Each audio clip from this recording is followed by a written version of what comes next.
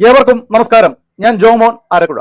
എറണാകുളം അങ്കമാലി അതിരൂപതയിലെ വിമത വൈദികർക്ക് ഇനി കിട്ടാൻ പോകുന്ന ഏറ്റവും വലിയ അടി എന്ന് പറയുന്നത് അതിരൂപതയുടെ വാർത്താ മാധ്യമങ്ങളായ ഏകം എന്ന് പറയുന്ന ചാനലിന് ആയിരിക്കും, യൂട്യൂബ് ചാനൽ.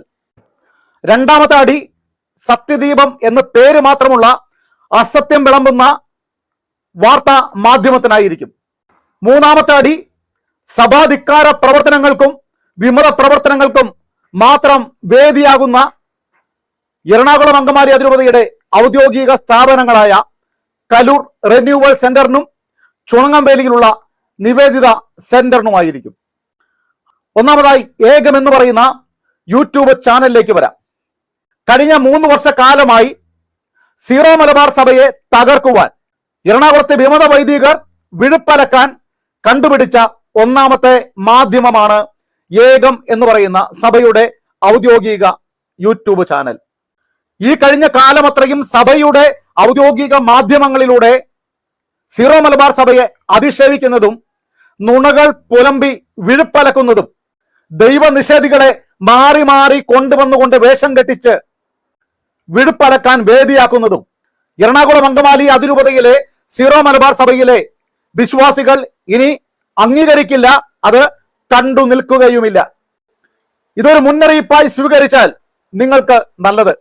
എറണാകുളം അങ്കമാലി അതിരൂപതയിലെ വാർത്താ മാധ്യമങ്ങൾ കൈകാര്യം ചെയ്യുന്ന ഉത്തരവാദിത്തപ്പെട്ടവർ, അത് വിമത വൈദികരാകട്ടെ മറ്റാരെങ്കിലും ആകട്ടെ, അവർ മനസ്സിലാക്കിയാൽ നിങ്ങൾക്ക് നല്ലത്. വളരെ ചുരുങ്ങിയ ദിവസങ്ങൾക്കുള്ളിൽ ഈ പറയുന്ന കാര്യങ്ങൾക്ക് അവസാനമാകുന്നില്ലെങ്കിൽ, നിങ്ങളായി അന്ത്യം കുറിക്കുന്നില്ലെങ്കിൽ, അതായത് തിരശീല ഇടുന്നില്ലെങ്കിൽ, ഒരു കാര്യം ഞാൻ ഉറപ്പിച്ചു പറയുന്നു, തിരിച്ചടികൾ അതിഭയാനകമായിരിക്കും. സീറോ മലബാർ സഭയിലെ വിശ്വാസികളെ സംബന്ധിച്ച് ഇത് ഏകത്തിൽ മാറി മാറി വിഴുപ്പലക്കുന്ന ഡീക്കന്മാരുടെയോ വൈദികരുടെയോ അൽമായ മുന്നേറ്റക്കാരുടെയോ വ്യക്തികൾക്കെതിരെയുള്ള പോരാട്ടമല്ല.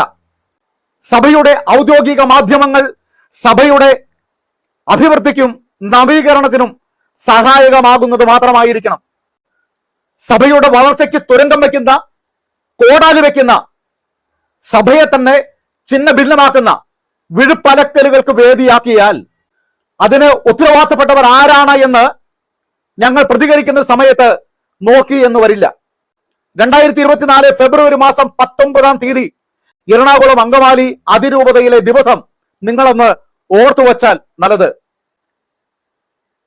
മാർച്ച് മാസം 5-ാം തീയതി ആ ദിവസം ഒന്ന് ഓർത്തുവച്ചാൽ നല്ലത്.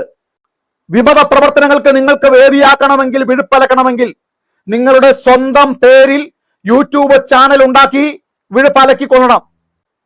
സഭയുടെ ഔദ്യോഗിക മാധ്യമങ്ങൾ ഉപയോഗിക്കാൻ പാടില്ല. അതിശക്തമായി പ്രതിരോധിക്കും. സത്യദീപത്തിൽ ഇനി വിഴുപ്പലക്കിയാൽ, വിഷം തുപ്പിയാൽ, സത്യദീപം അടച്ചു പൂട്ടിക്കണമെങ്കിൽ എറണാകുളം അങ്കമാലി അതിരൂപതയിലെ വിശ്വാസികൾ പൂട്ടിക്കും. അതിന് എറണാകുളത്തെ വിമത വൈദികർ അൽമായ മുന്നേറ്റക്കാരെ അവിടെ കൊണ്ടുവന്ന് പ്രതിരോധിക്കാമെന്ന് വിചാരിച്ചാൽ നടപ്പാകില്ല, നടത്തിക്കുകയുമില്ല. സത്യദീപം സത്യം സംസാരിക്കണം.